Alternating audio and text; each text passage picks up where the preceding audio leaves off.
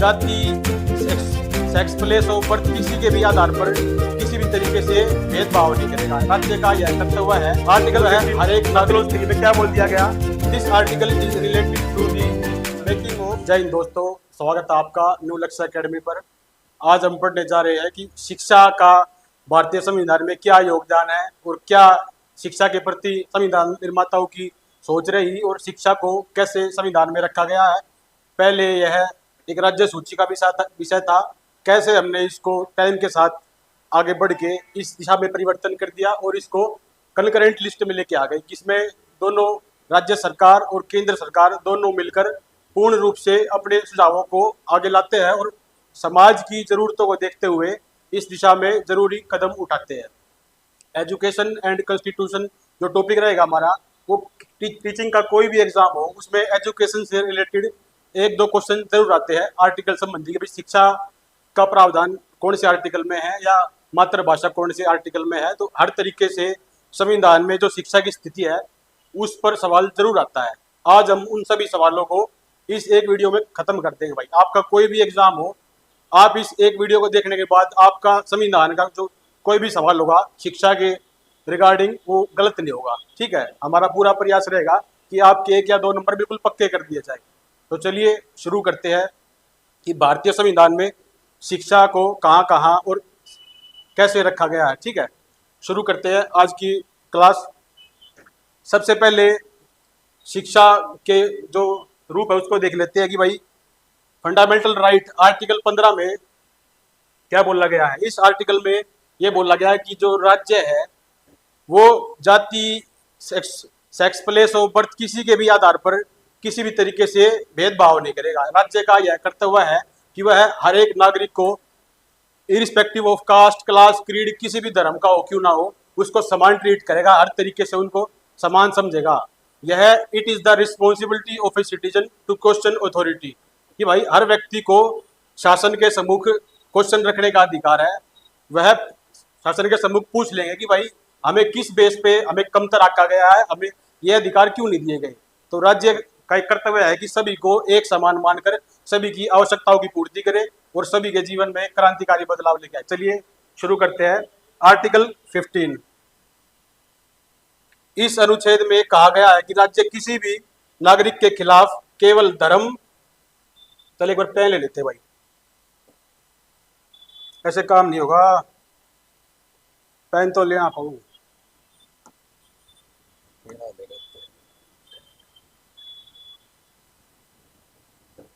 कहा गया कि धर्म, मूल, वंश, जाति, लिंग, जन्म स्थान या इनमें से किसी के भी आधार पर भेदभाव नहीं किया जाएगा।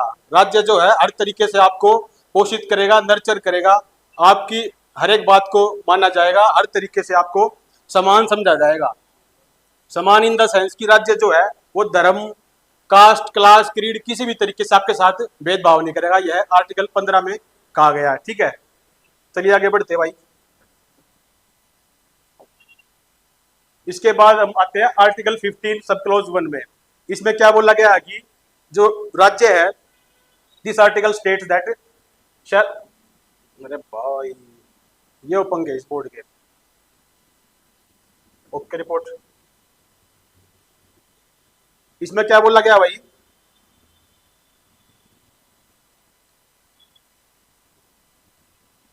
This article state that state shall not discriminate against any citizen on ground of sex. भाई राज्य जो है ना वो सेक्स के ग्राउंड के ऊपर किसी के साथ भेदभाव नहीं करेगा, चाहे वह मेल है, फीमेल है, तो उसके आधार पर उसके साथ भेदभाव नहीं किया जाएगा। हर तरीके से उसको समान समझा जाएगा।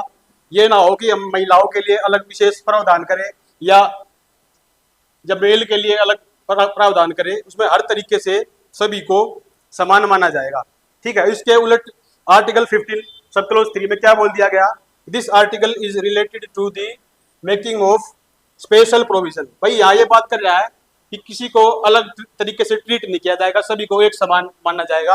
और आर्टिकल 15 सब क्लोज 3 में क्या बोल दिया गया कि to making of special provision, अलग से प्रावधान बनाए गए किन के लिए, फॉर वुमेन एंड चिल्ड्रन, बच्चों एवं महिलाओं के लिए अलग से प्रावधान किए गए हैं। क्योंकि कहीं ना कहीं ये हमारे समाज में आज भी पिछड़े हुए हैं। महिलाओं की दशाओं के अगर आप देखोगे तो आज भी उतनी अच्छी नहीं है जितनी हम सोच रखते हैं। डॉक्टर अंबेडकर ने कितनी बढ़िया बात बोली है।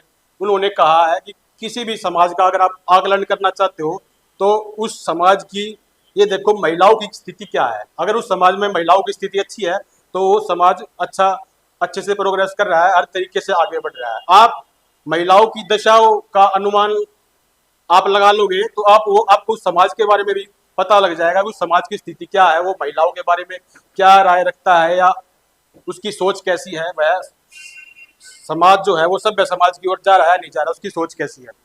ठीक है, वुमेन और चिल्ड्रन के ऊपर इसने जोर दिया है आर्टिकल 15(3) में कि भाई महिलाओं को कुछ न कुछ छूट हम देंगे ताकि वह समाज की मुख्य धारा में आए और शासन की बागडोर संभाले। हर तरीके से उनको पर्याप्त मौके मिलने चाहिए आगे आने के। पिछले हिस्ट्री में उनके साथ कुछ न कुछ इनजस्टिस हुआ है जिसके कारण वह आगे नहीं आ पाई है। आज भी हमारा समाज पैट्रियार्की ने अपनी ग्रिप जो है टाइट कर रखी समाज के ऊपर। महिलाओं को कहीं कहीं छूट मिलती है, जैसे आप दिल्ली एनसीआर में देखोगे तो आप ये मानोगे महिलाएं ड्राइविंग भी करती है, हर तरीके से अपने स्टार्टअप भी करती है, हर तरीके से हर क्षेत्र में आगे बढ़ी हुई है। लेकिन भारत जो है विविधताओं का देश है। हमारे यहाँ पर हर तरीके से भारत जो है गांवों का देश है। अगर आप गांवों का आकलन करोगे तो आप पाओगे कि महिलाओं की स्थिति में आज भी संतोषजनक सुधार नहीं आ पाया है। ठीक है, चलिए आगे बढ़ते भाई।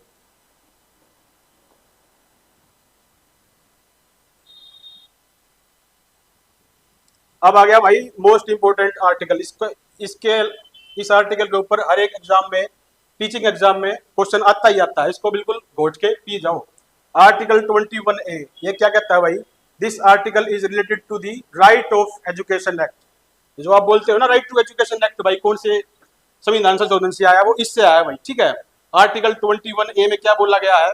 2002 में ये है हमारी संसद ने पास कर दिया था and passed by the parliament in July 2009 में। इसको लागू होते होते इतना टाइम लग गया, इसमें कुछ ना कुछ कमी ऐसी थी इसको, या सभी सरकारों ने इसको उस टाइम की जरूरतों के अनुसार लिया और आगे बढ़ाने का प्रयास किया।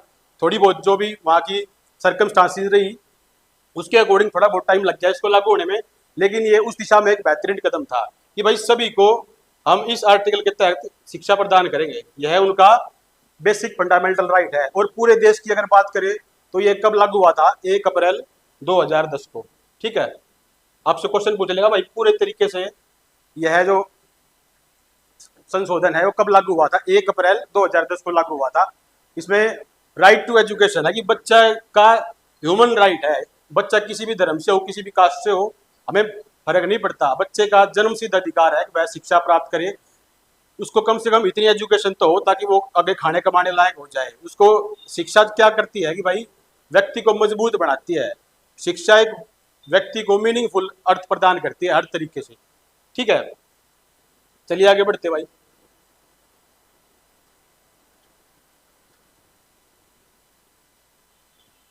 अब आ गया भाई आर्टिकल 28। आर्टिकल 25 से लेके और 28 तक किसके बारे में उल्लेख किया संविधान में कि भाई रिलीजियस लिबर्टी होनी चाहिए।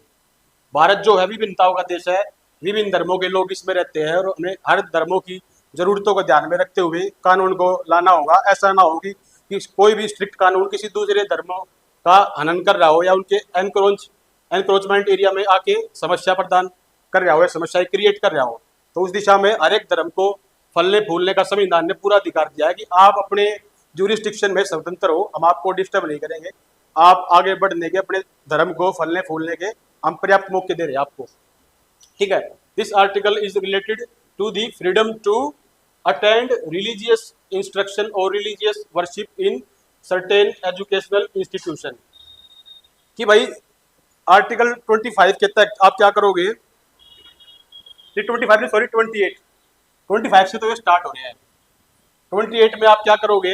हर तरीके से राज्य आपकी सहायता करेगा कि आप अपने धर्म को हर तरीके से डील कर सकते हो, उसमें आगे बढ़ देगा, उसको पूरा राइट होगा। फ्रीडम टू अटेंड, चाहे वह किसी भी धर्म से हो, जैन हो, मुस्लिम हो, पंजाबी हो, कैसा भी हो भाई, अपने धर्म को आगे बढ़ाने के लिए, आगे लाने के लिए, उसका प्रचार प्रसार करने के लिए पूरी लिबर्टी होगी। ठीक है, यह कुछ शैक्षणिक संस्थानों में धार्मिक शिक्षा या धार्मिक पूजा में भाग लेने की स्वतंत्रता से संबंधित है। भाई आपकी पर्सनल चॉइस है। हम स्टेट जो है किसी को बाध्य नहीं करेगा कि आप मंदिर के सामने भाई जरूर झुको, वो आपकी इनर कॉल है, आप चाहो तो झुक सकते हो।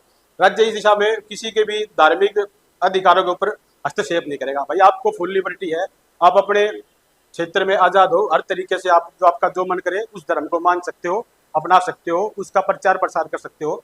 शैक्षणिक संस्थाओं में क्या होगा, जैसे आपका बच्चा किसी स्कूल में पढ़ रहा है और वह स्कूल जो है ईसाई ईसाई धर्म का, जैसे सेंट जोसेफ है या हर तरीके से, तो वह उस स्कूल के जो अथॉरिटी है वो बच्चे के ऊपर दबाव नहीं डाल सकती कि आप हमारे स्कूल में पढ़ रहे हो तो आपके ऊपर ईसाई धर्म की शिक्षा आपको लेनी ही पड़ेगी। यह सरकार ने उनको एक कड़े शब्दों में बताया कि आप ऐसा नहीं कर सकते, आपको किसी भी बच्चे के ऊपर दबाव डालने का कोई अधिकार नहीं है। हर एक बच्चा स्वतंत्र है, हर एक गार्जियन स्वतंत्र है, अपने धर्म को मानने के लिए आप किसी भी तरीके से जबरदस्ती नहीं कर सकते। ठीक है, इसमें यह बोला गया भाई। चलिए आगे बढ़ते हैं।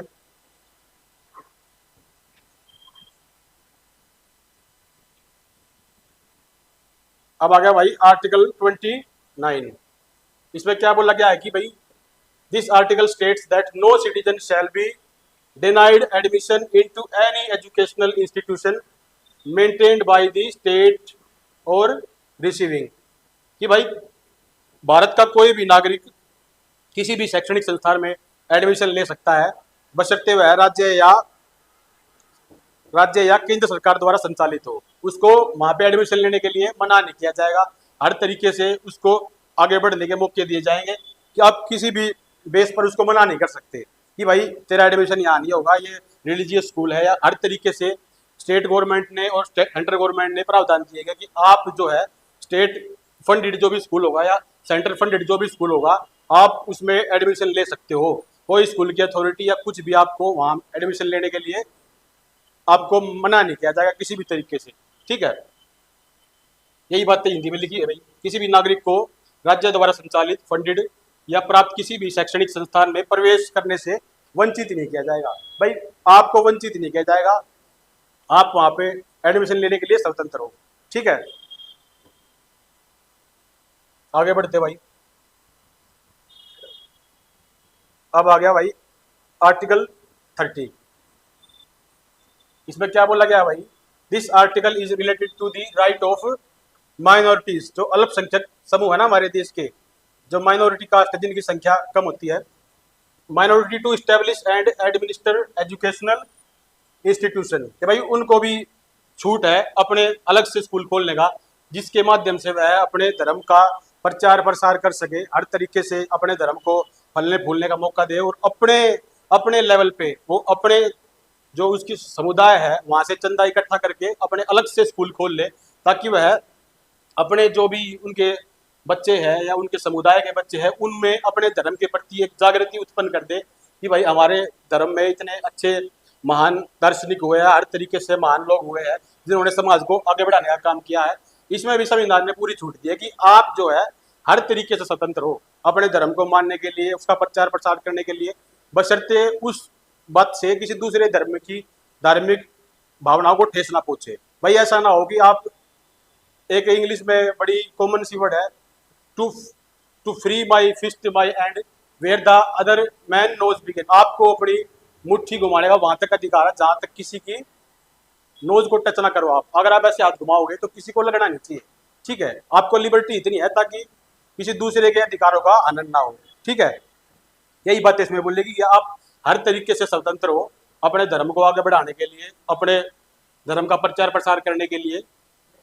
राज्य द्वारा किसी भी तरीके से आपको रोका टोका नहीं जाएगा। ठीक है, ना ही राज्य भेदभाव करेगा, भेदभाव नहीं करेगा, चाहे धर्म या भाषा कुछ भी रही हो। ठीक है, धर्म या भाषा के आधार पर भी आपको नहीं रोका जाएगा। चलिए आगे बढ़ते भाई।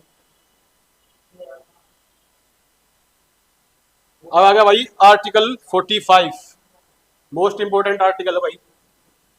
आर्टिकल 45 जो आता है वो डीपीएसपी के अंदर आता है, directive principle of state policy, भाई राज्य के नीति निर्देशक सिद्धांत। इसमें यह राज्य के कुछ कर्तव्य बताए गए हैं कि अगर भाई व्यक्ति किसी तरीके से असफल भी हो जाता है या किसी संसाधनों की वजह से या उनकी सामाजिक पृष्ठभूमि की वजह से व्यक्ति जो है अगर असफल हो जाता है शिक्षा प्राप्त करने में, तो राज्य का भी कुछ न कुछ ड्यूटीज बढ़ती है, कुछ न कुछ कर्तव्य बढ़ता है कि वह उनके यहाँ के नागरिकों को एक बेहतरीन एनवायरनमेंट प्रदान करे और हर तरीके से उनका पोषण करे, संवर्धन करे, उनको आगे बढ़ने के पर्याप्त मौके दिए जाए। ठीक है, आर्टिकल 45 क्या बोलता है भाई? This article is related to the provision for early childhood. ये भाई बच्चे को जो 3 साल से लेके और जो उसका होता है ना 6 साल तक, उसको बोलते हैं अर्ली चाइल्डहुड, कि बच्चे को वहीं से वो उठा ले। इससे पहले क्या होता था कि बच्चा 5 साल के बाद स्कूल में प्रवेश लेता था। अब क्या हो गया, टाइम बदल गया, धीरे धीरे चीजें बदल गई। सरकार का ध्यान इस ओर आ गया कि अगर बच्चे को सिखाना है तो 3 से 6 साल की उम्र बेस्ट है। इस उम्र में बच्चा अधिक सीखता है और हर तरीके से बातों को सोचने समझने की उसके अंदर तर्क शक्ति पैदा हो जाती है। हर तरीके से वह बातों को समझता है, ग्रहण करता है और आगे बढ़ता है। यह बेस्ट एज है। इसमें कोग्निटिव डेवलपमेंट जो है उसका जो लेवल होता है वो बड़ा ही उत्कृष्ट माना जाता है। इस उम्र में जो बच्चे सीख लेते हैं ना, वही उनके आगे जाके कॉन्सेप्ट बिल्डिंग का काम करते हैं और हर तरीके से उनकी मेमोरी में वो फाइल सेव हो जाती है। तो बेस्ट एज होती है ये अर्ली चाइल्डहुड। तो इसी बातों को उठाया गया है कि भाई राज्य के कर्तव्य है कि बच्चों को पर्याप्त मौके दिए जाए, हर तरीके से उनका पालन पोषण किया जाए, संवर्धन किया जाए, कोई भी कमी ना रहे। हर तरीके से समाज अपनी जिम्मेदारी निभाए और कोई भी समाज का ऐसा लैकुना ना हो, कोई छुटा हुआ भाग ऐसा ना हो जहाँ बच्चे सेफ फील ना कर पाए या वहाँ बच्चे पिछड़ जाए। ठीक है, इसमें अर्ली चाइल्डहुड केयर की बात की गई है। And education to children below the age of 6 years and provision for free and compulsory education, कि भाई बच्चों को निःशुल्क बिना किसी फीस के फ्री में बच्चों को स्कूल में लाया जाए, उनको आगे बढ़ाने का पर्याप्त मौका हो।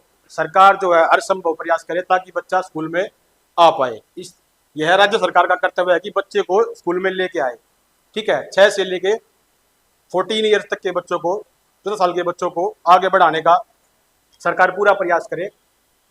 इसमें लिखा हुआ ना कंपल्सरी एजुकेशन, भाई ये तो एटलीस्ट होनी ही चाहिए। 6 से 14 तक के बच्चों को अर्ली चाइल्डहुड केयर के तहत एजुकेशन मिलनी चाहिए, हर तरीके से उनका विकास होना चाहिए। ये बिल्कुल कंपल्सरी एजुकेशन है भाई। आप देश के किसी भी कोने में पैदा हुए हो तो आपको इतना तो कम से कम होना ही चाहिए। यह सेंट्रल गवर्नमेंट के साथ साथ राज्य सरकारों की भी जिम्मेदारी है ताकि वो अपने आगे बच्चों को शिक्षा प्रदान करे। कंपल्सरी एजुकेशन है, इसके बिना काम नहीं चलेगा। ठीक है, from age to 6 to 14 year is a joint responsibility of centre and state. यही बातें मैंने आपको बता दी भाई। यह जॉइंट रिस्पॉन्सिबिलिटी किसकी? सेंटर और स्टेट की। वह दोनों मिलकर वहाँ के जो भी निवासी है, नागरिक है, उनकी शिक्षा के ऊपर प्रॉपर काम करें। ठीक है, आगे बढ़ाने का उनको पर्याप्त मौका दिया जाए ताकि वह अपने क्षेत्र में आगे बढ़ सके। अब आ गया भाई आर्टिकल 46। ये क्या बोल रहा है भाई? Article 46 is related to the promotion of educational and economic interest of scheduled castes, scheduled tribes and other weaker section OBC के बारे में बात की गई है। SC ST OBC कि भाई जो राज्य जो है वह इन पिछड़े अनुसूचित जाति, अनुसूचित जनजाति और अन्य पिछड़े वर्गों के ऊपर काम करे। किसी भी तरीके से अगर कोई सामाजिक पृष्ठभूमि से या आर्थिक पृष्ठभूमि से कोई कमजोर है तो उसकी सहायता की जाएगी, उसको हर तरीके से एज में छूट दी जाएगी। या फॉर्म, जैसे कोई फॉर्म भरते हैं हम, कंपटीशन के कोई भी फॉर्म भरते हैं तो उनमें छूट मिलती है। आप देखोगे SC ST OBC को एज में और फीस में छूट मिलती है हर तरीके से। तो यह छूट किस आर्टिकल के तहत दी गई है? आपसे क्वेश्चन पूछ लेगा आर्टिकल 46 के तहत। भाई आपसे क्वेश्चन किसी भी रूप में पूछ लेगा कि भाई यह छूट जो राज्य सरकार देती है या कोई भी देता है तो वो कौन से आर्टिकल के तहत मिलती है? तो आपको याद रखना चाहिए कि आर्टिकल 46 जो है वह यह वकालत करता है कि OBC SC ST को एज, फीस, हर तरीके से कुछ ना कुछ रियायत दी जाए ताकि वह समाज की मुख्य धारा में आ पाए और हर तरीके से आगे बढ़ने का कोई भी मौका उनके हाथ से ना निकले। हर तरीके से वह इतने सक्षम हो ताकि वह आगे बढ़ पाए या राज्य द्वारा या केंद्र सरकार द्वारा उनकी बेहतरी के लिए जो भी सुविधाएं या स्कीम लॉन्च की गई है उसका वे भरपूर फायदा उठा पाए।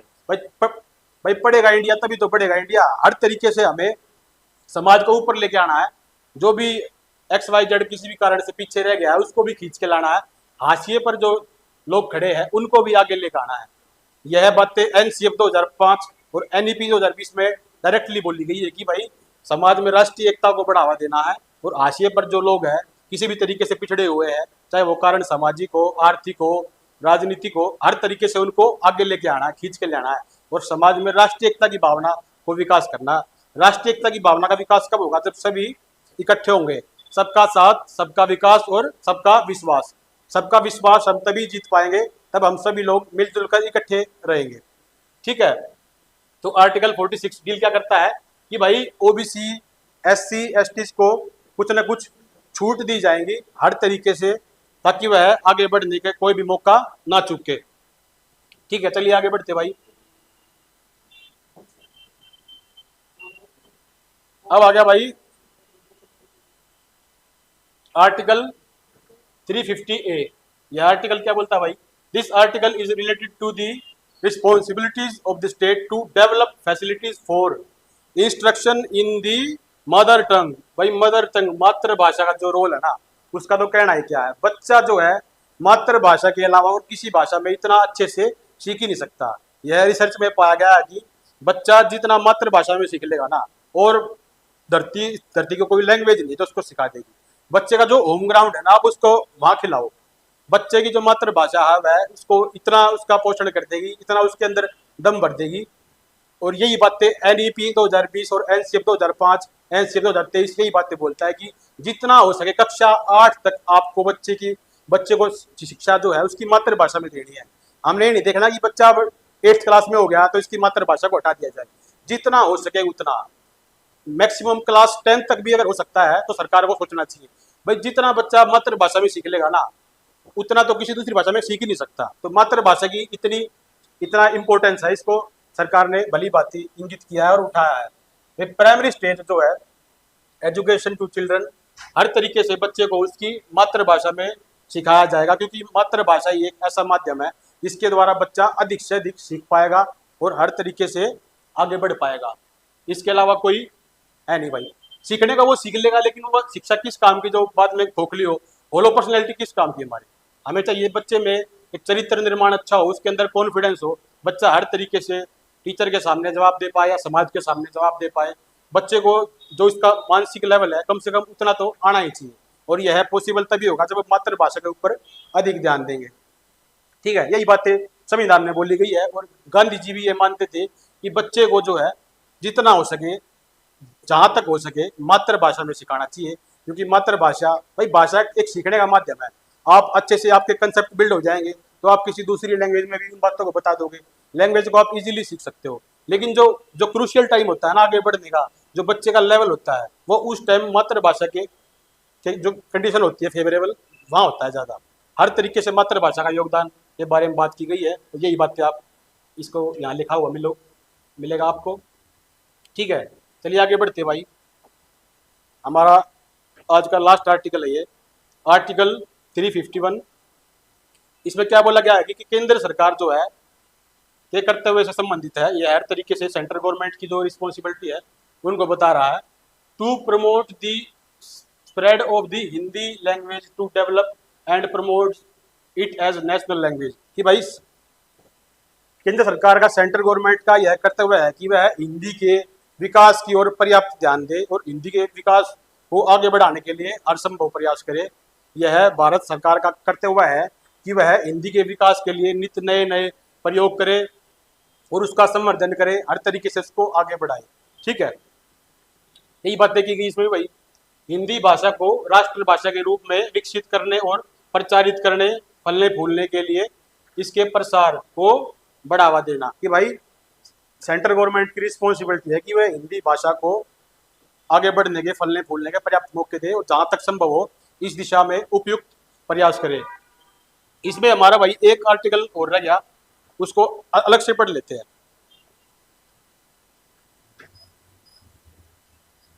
इसमें एक आर्टिकल छूट गया भाई हमारा, आर्टिकल 24।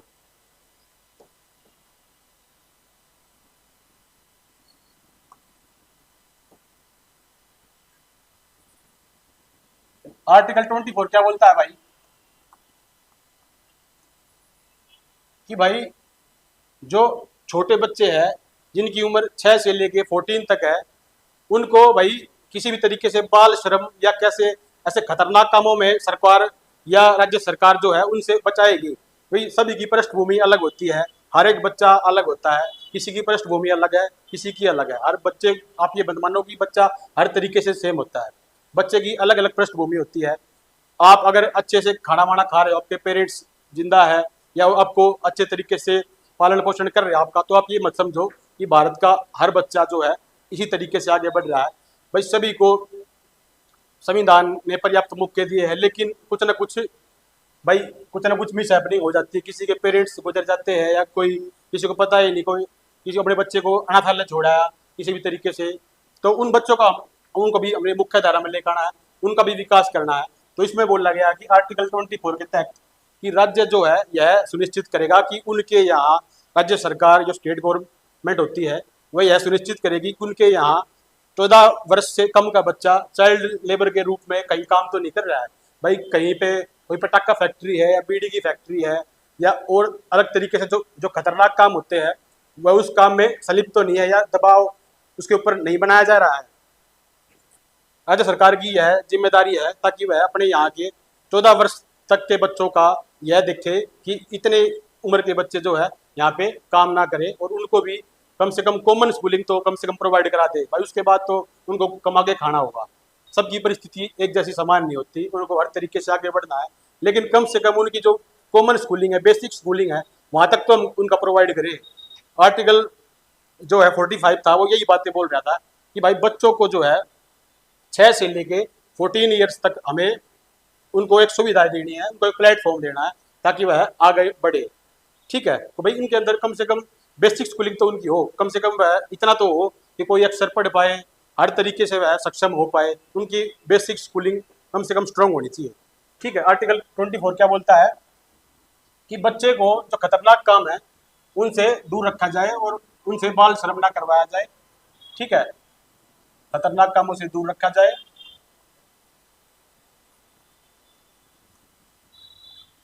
या बाल श्रम।